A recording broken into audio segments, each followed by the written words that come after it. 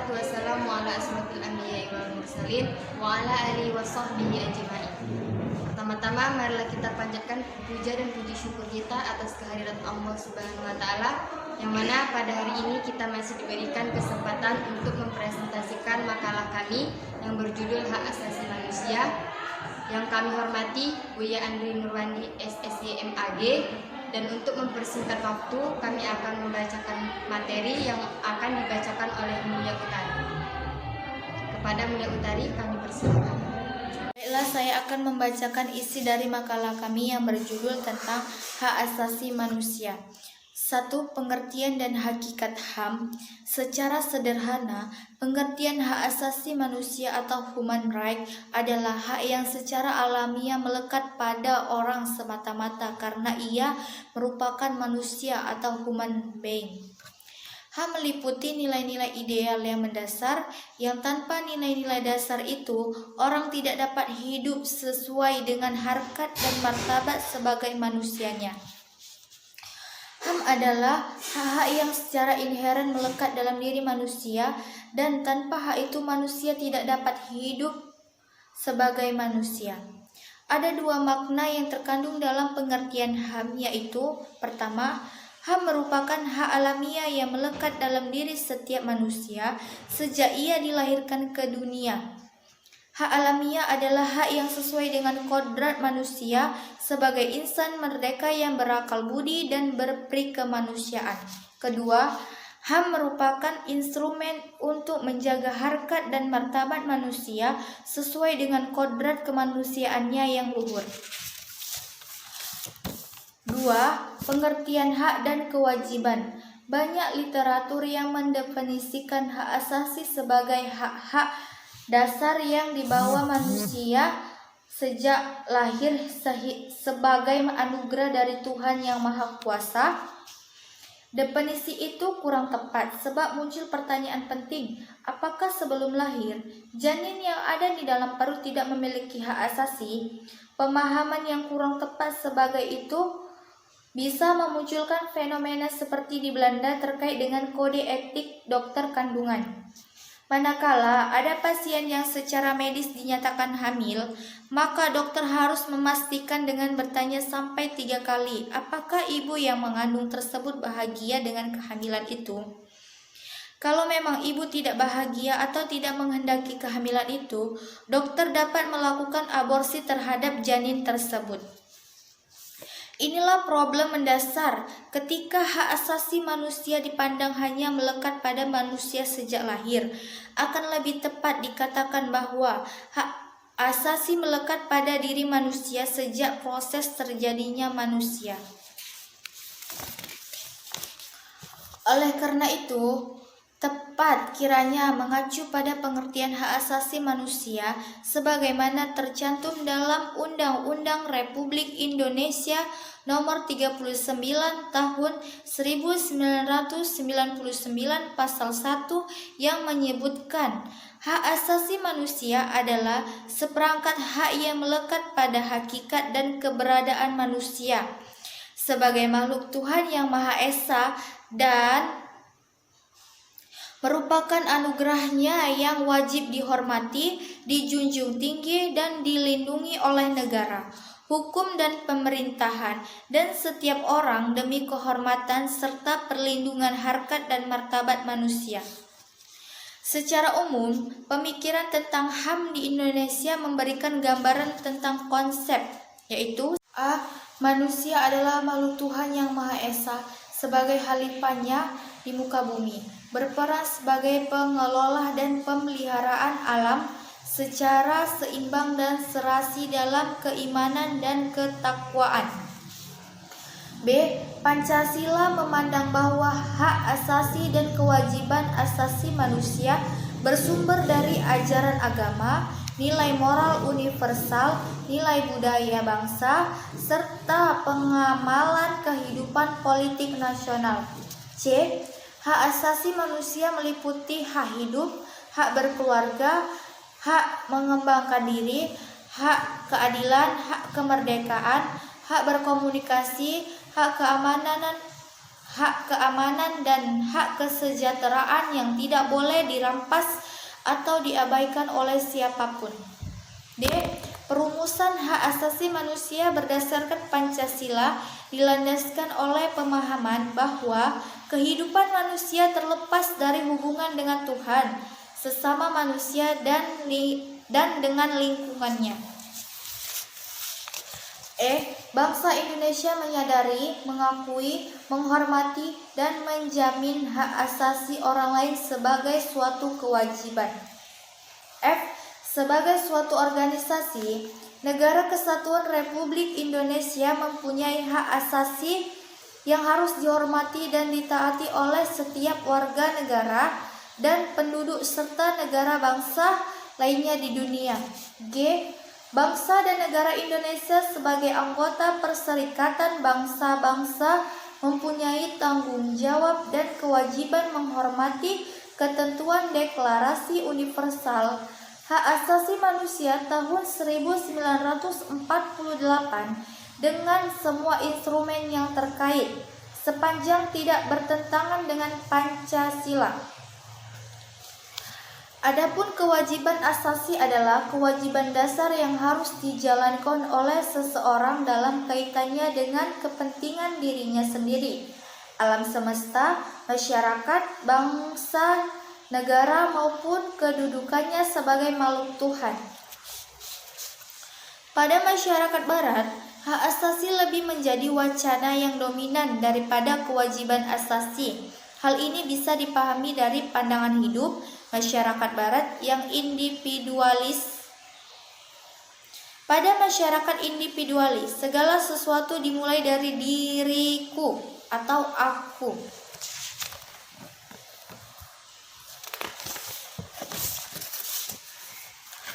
Tidak melupakan hak orang lain, karena pada masyarakat yang individualismenya sudah matang, justru kesadaran akan hakku didasari pula oleh pemahaman bahwa setiap orang juga ingin dihargai haknya. Berbeda dengan masyarakat Indonesia yang dikenal sebagai masyarakat timur, karakter masyarakat timur lebih menekankan hak orang lain daripada hak dirinya sendiri. Kartasaputra memberikan gambaran cakupan hak asasi manusia dengan skema sebagai berikut. 1. Hak asasi pribadi. 2. Hak asasi ekonomi. 3. Hak asasi sosial dan kebudayaan. 4. Hak asasi prosedural. 5. Hak asasi politik. Pandangan Kartasaputra ini menunjukkan keluasan personal hak asasi manusia yang akan terus berkembang seiring dengan perkembangan pemikiran dan kebudayaan manusia. 3. Sejarah dan perkembangan HAM. Terwujudnya Universal Declaration of Human Rights yang dinyatakan pada tanggal 10 Desember 1948 ditempuh melalui proses yang cukup panjang. Sebelum terwujudnya deklarasi tersebut, terdapat beberapa dokumen yang memperjuangkan penegakan HAM di muka bumi, yaitu sebagai berikut. 1.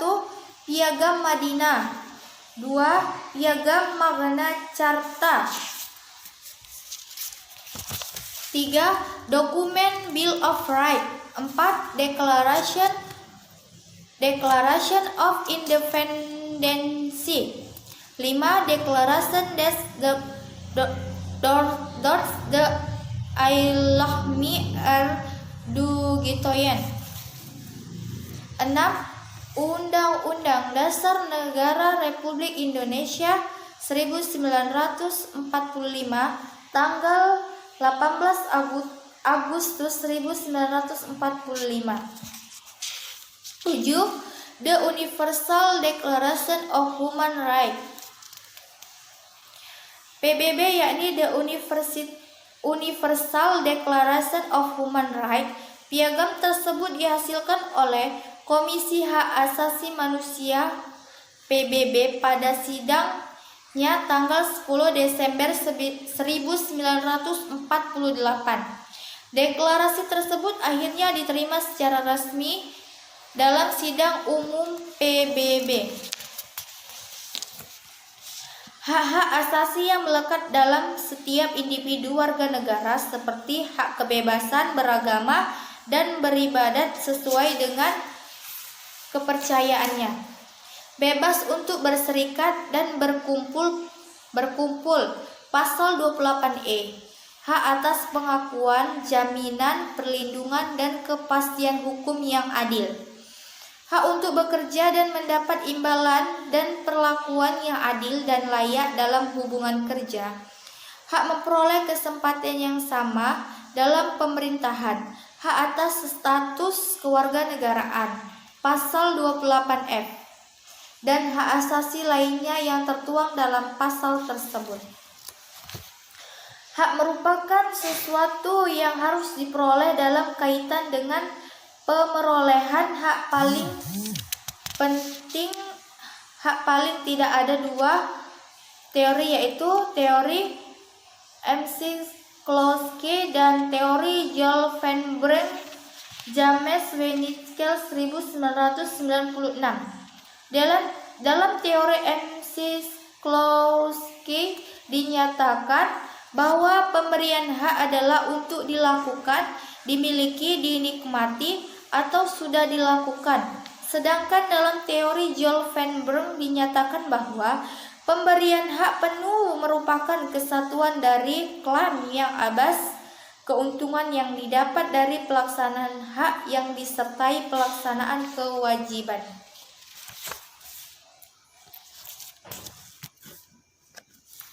Berdasarkan beberapa rumusan HAM di atas, dapat ditarik kesimpulan tentang beberapa ciri pokok hakikat HAM, yaitu A.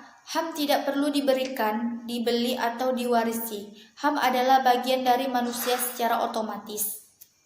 HAM berlaku untuk semua orang tanpa memandang jenis kelamin, ras, agama, etnis, pandangan politik, atau asal-usul sosial dan bangsa. C.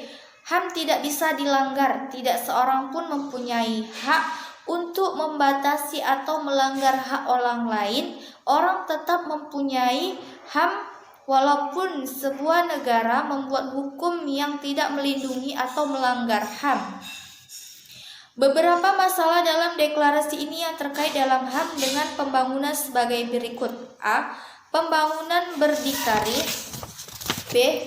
Perdamaian. C. Partisipasi rakyat. D. Hak-hak budaya. E. Hak keadilan dan sosial. Pembahasan saya sampai di situ dan saya kembalikan ke moderator untuk melanjutkan pembahasan yang lain. Terima kasih.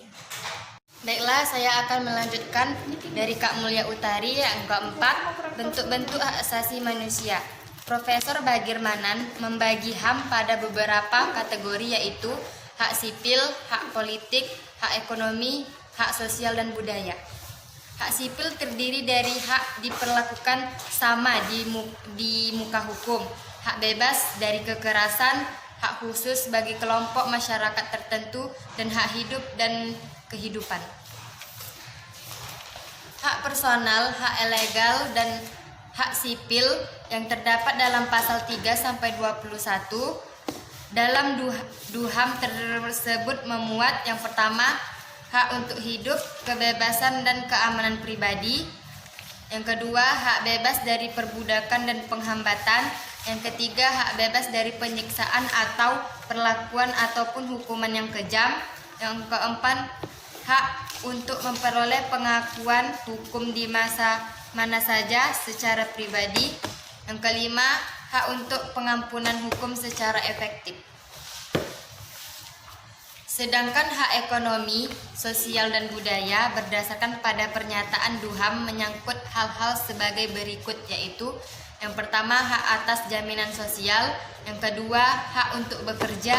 Yang ketiga, hak atas upah yang sama untuk pekerjaan yang sama. Yang kelima, hak atas istirahat dan waktu senggang.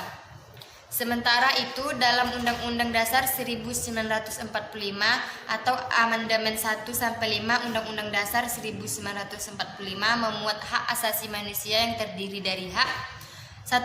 Hak kebebasan mengeluarkan pendapat. 2. Hak kedudukan yang sama di dalam hukum. 3. Hak kebebasan berkumpul. 4. Hak kebebasan beragama. 5. Hak penghidupan yang layak. 6. Hak kebebasan berserikat. 7. Hak memperoleh pengajaran atau pendidikan. Selanjutnya, secara operasional, beberapa bentuk HAM yang terdapat dalam Undang-Undang Nomor 39 Tahun 1999 tentang hak asasi manusia sebagai berikut. 1. Hak untuk hidup. 2. Hak berkeluarga dan melanjutkan keturunan. 3. Hak mengembangkan diri. 4. Hak memperoleh keadilan. 5. Hak atas kebebasan pribadi. 5. Nilai-nilai hak asasi manusia antara nilai universal dan partikular.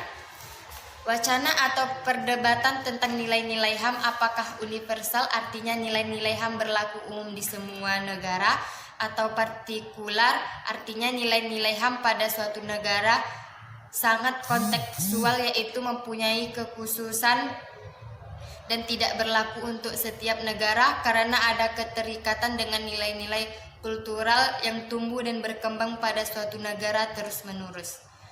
Teori realitas mendasari pandangan pada asumsi adanya sifat manusia yang menekankan self-interest dan egois dalam dunia seperti bertindak anarkis. Sementara itu, teori relativitas kultural berpandangan bahwa nilai-nilai moral dan budaya bersifat lokal dan spesifik, sehingga berlaku khusus pada suatu negara. Semua teori ini ada 3 model penerapan HAM, yaitu yang pertama, penerapan HAM yang lebih menekankan pada hak sipil, hak politik, dan hak pribadi. Yang kedua, penerapan HAM yang lebih menekankan pada hak ekonomi dan hak sosial. Yang ketiga, penerapan HAM yang lebih menekankan pada hak penentuan nasib sendiri atau self-determination dan pembangunan ekonomi. Dalam model pertama banyak dilakukan dengan negara-negara yang tergolong negara maju. Model kedua banyak diterapkan di dunia berkembang, dan model ketiga banyak diterapkan di dunia terkebelakang. 6. Hak asasi manusia dalam Undang-Undang Dasar 1945 dan peraturan lainnya. Hak asasi bisa menjadi titik tolak dan tujuan dalam menyelenggarakan kehidupan bermasyarakat, berbangsa, dan bernegara. Bagaimana banyak dikutip juga oleh Bakri, membagi perkembangan pemikiran HAM di Indonesia dalam 2 periode, yaitu periode sebelum merdeka tahun 1908 sampai 1945. Dan periode setelah merdeka tahun 1945 sampai sekarang. Pemikiran tentang HAM memiliki ruang yang lebar hingga muncul dalam perdebatan di Konstituante usulan bahwa keberadaan HAM melalui bab Undang-Undang Dasar.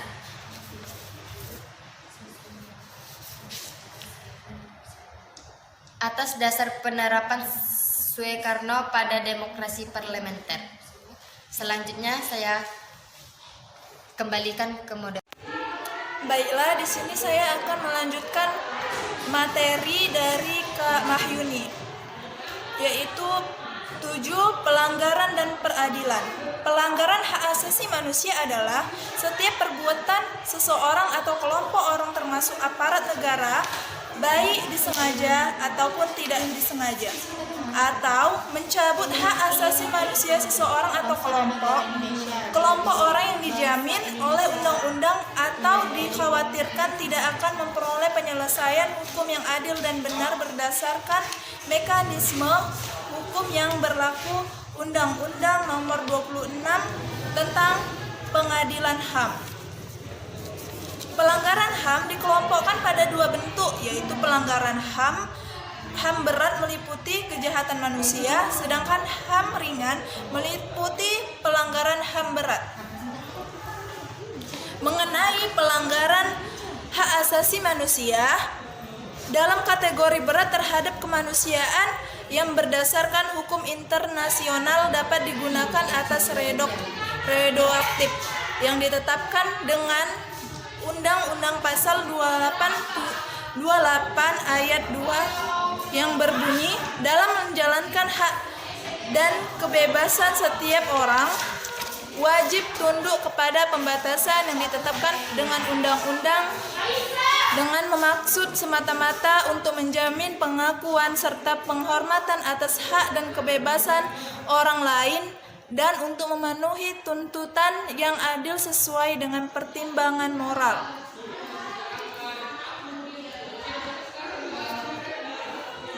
Yang kedelapan, penegakan HAM di Indonesia dan permasalahannya.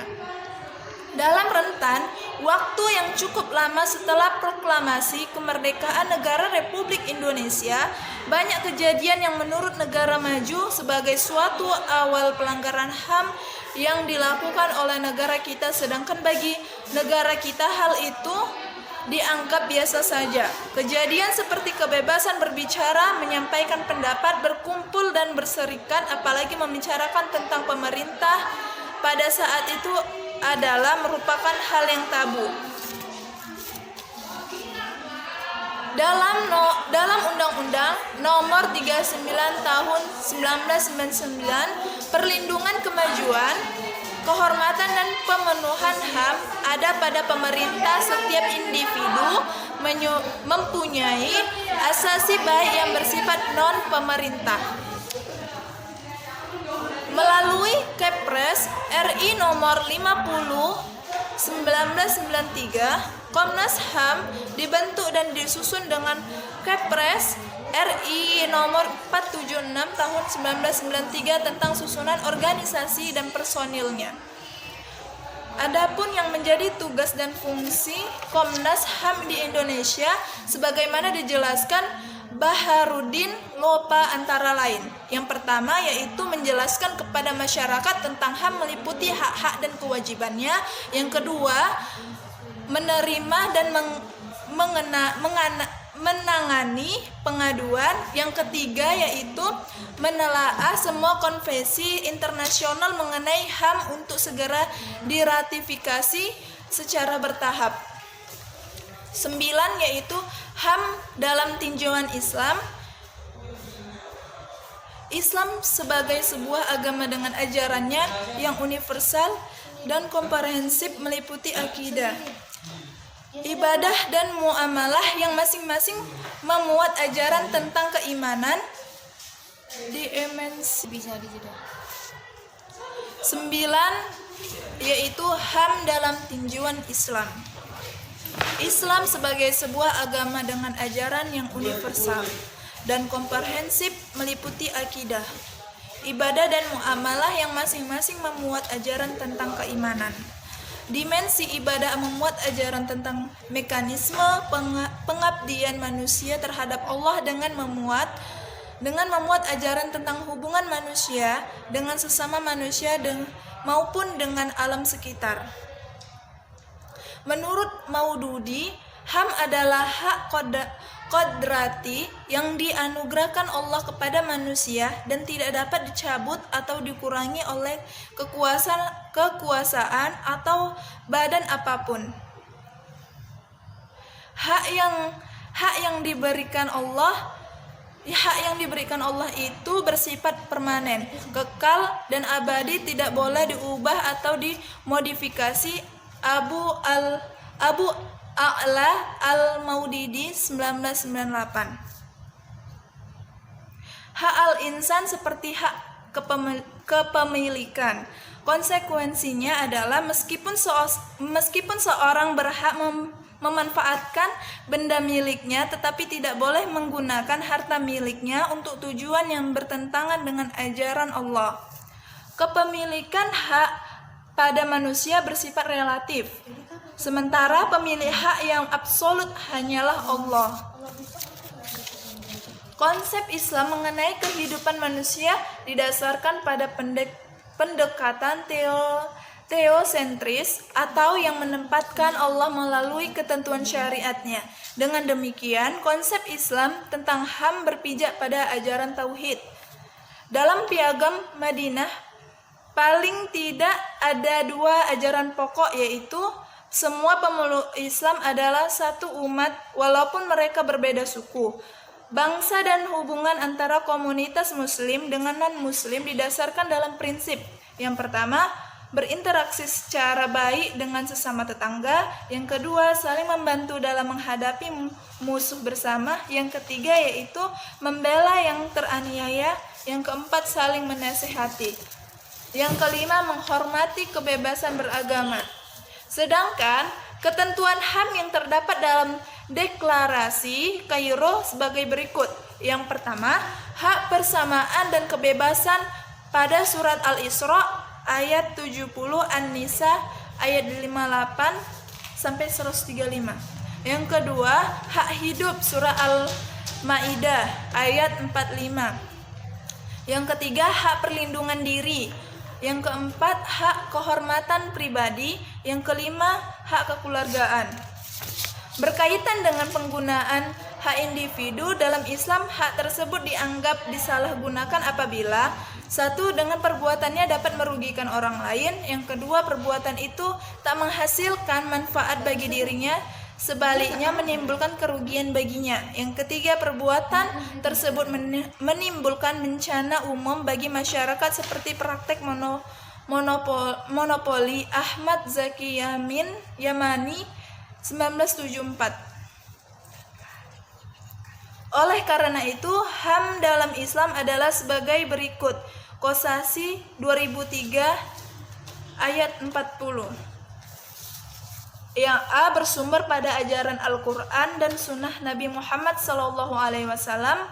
B, bersifat teoris sentris. C, adanya keseimbangan antara hak dan kewajiban. D, mengutamakan kepentingan sosial atau kebersamaan. Yang terakhir adalah E, memandang manusia sebagai makhluk yang dititipi hak-hak dasar oleh Tuhan, dan oleh karena itu manusia wajib bersyukur dan menikmatinya. Demikianlah pembahasan pemateri tentang hak asasi manusia. Selebihnya saya kembalikan kepada moderator. Demikianlah hasil presentasi kami. Jika ada kekurangan, kami mohon maaf. Kami sudahi dengan wabillahi taufiq wal hidayah. Wassalamualaikum warahmatullahi wabarakatuh.